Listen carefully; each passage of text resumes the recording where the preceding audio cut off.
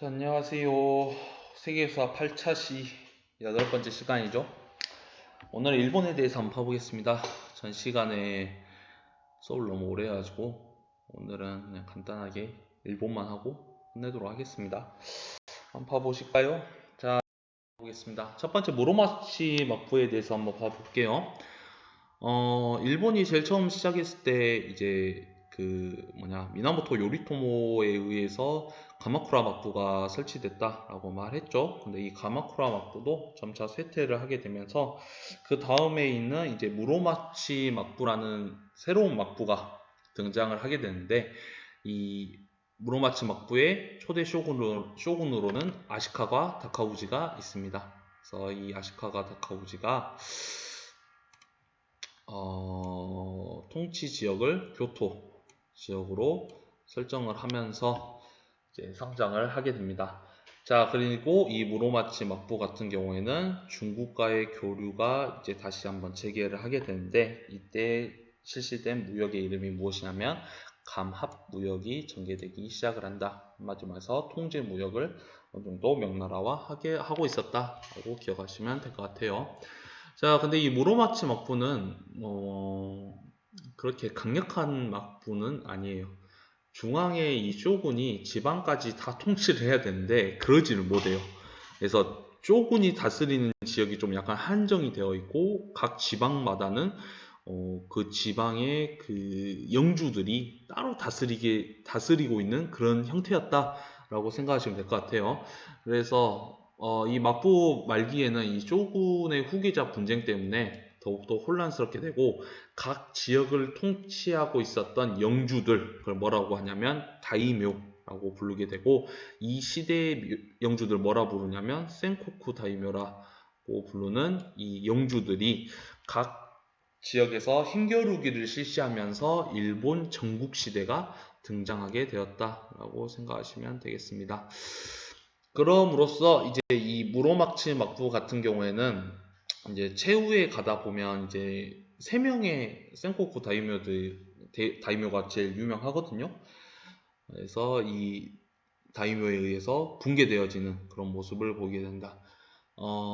첫 번째 다이묘는 이제 오다 노부나가가 제일 유명하고, 두 번째가 이제 도요토미 히데요시, 그 다음에 세 번째가 도쿠가와 이에야스, 이런 유력한 3명의 다이묘가 존재를 하는데, 아무튼 이런 다이묘들에 의해서 무로마치 막부는 붕괴를 하게 됩니다. 그래서 이 전국시대를 통일했던 사람이 누구냐면 바로 이 도요토미 히데요시가 되겠는데, 도요토미 히데요시가 나중에 그 센코쿠, 자기 아래에 있었던 이 센코쿠 다이묘들의 이제 불만을 해소시키기 위해서 명나라 정벌을 계획을 하게 되죠. 그러면서 조선에게, 야, 너희가 길만 내주면 우리가 명나라를 공격하겠다라는 정명가도라는 내용을 이제 주장을 하게 되는데, 조선이 이를 거부함으로써 이제 조선 내에서 임진왜란이라는 전쟁도 나타나게 되죠.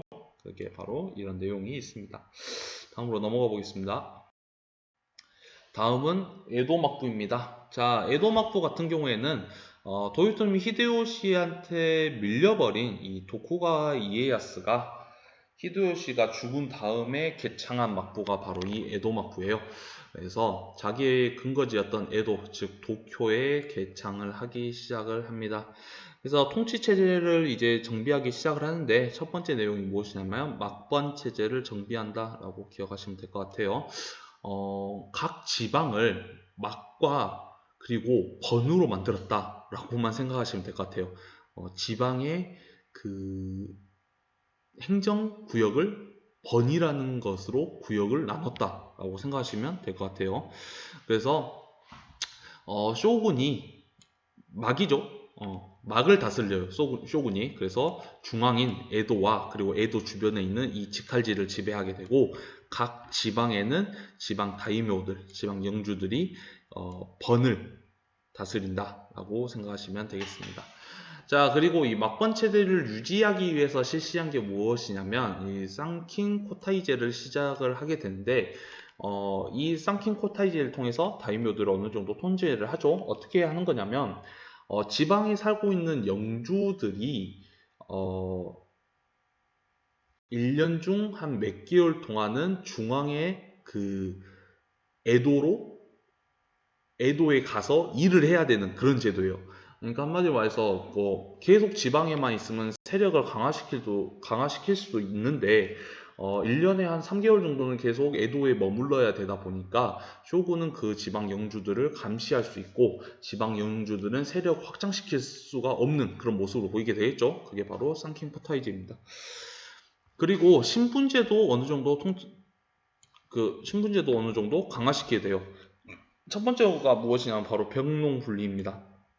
왜 병농을 분리시키냐면 농민이 칼을 들으면 무사가 되는 거예요. 사무라이가 되는 거예요. 농민이. 그래서 이 무작위하게 사무라이 즉 무사들을 창출하는 그런 길을 통제하기 위해서 병사와 농민을 아예 분리시키는 그런 제도를 펼치게 되는 거예요. 자, 그래서 무사라는 새로운 그 독보적인 계층이 등장을 하게 되고 그리고 농민과 상공업자는 이 무사와는 분리가 돼버리는 그런 모습을 보이게 됩니다. 그래서 무사가 농민과 상공업자들을 지배하는 그런 모습을 보이게 됩니다.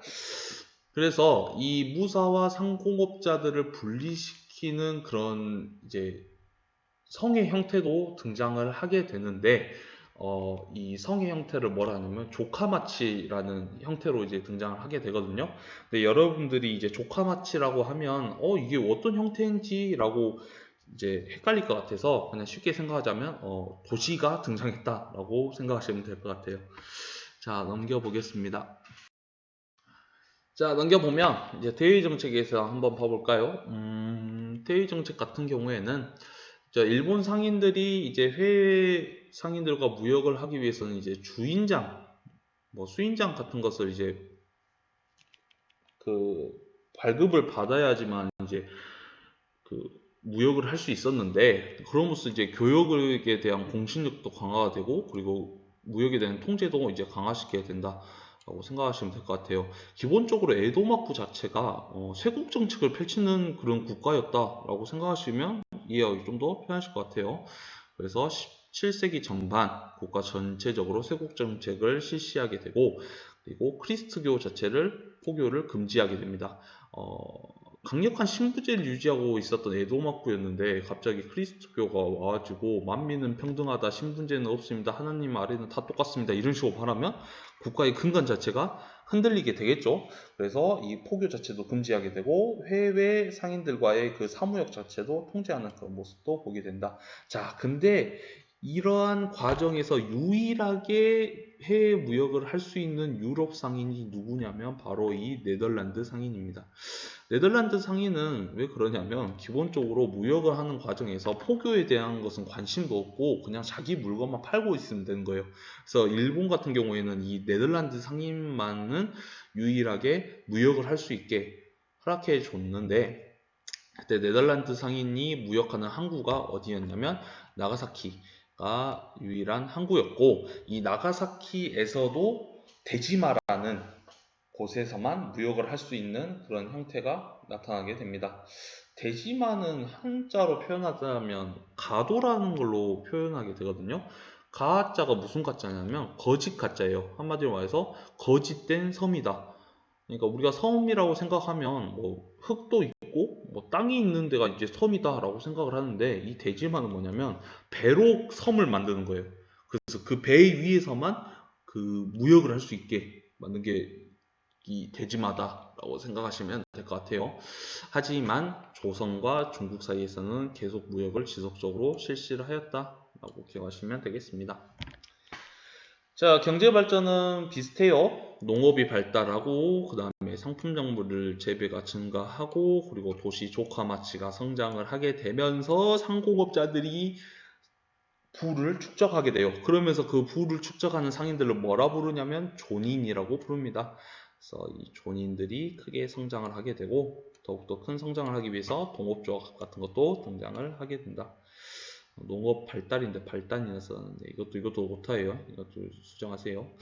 자, 그리고 문화 자체는 무엇이냐면 부를 축적한 이 존인들을 중심으로 문화가 등장하게 되는데 바로 존인 문화라는 게 등장하게 됩니다. 그래서 존인 문화의 가장 대표적인 게 가부키는 많이 들어봤죠. 그리고 우키요에 같은 게 등장을 하게 되는데 우키요에는 뭐냐면 나무 판때기를 이제 끌 같은 걸로 이제 조각을 해서 그림판을 만든 거예요. 그래서 이 그림판을 채색을 해서 만든 그 형태의 문화가 우키요에라고 생각하시면 되겠습니다. 색깔 있는 그림이라고 기억하시는 게 좀 더 편하실 거예요.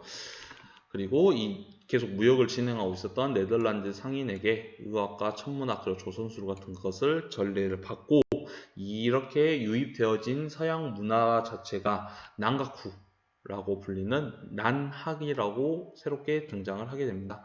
중요 내용 자체는 무엇이냐면 난학도 많이 나오는 편이고 존인 문화가 진짜 많이 나오는 편이거든요. 그래서 이런 내용을 좀 기억하시면 될 것 같습니다. 그래서 오늘 수업은 여기까지만 하겠습니다. 수고하셨습니다.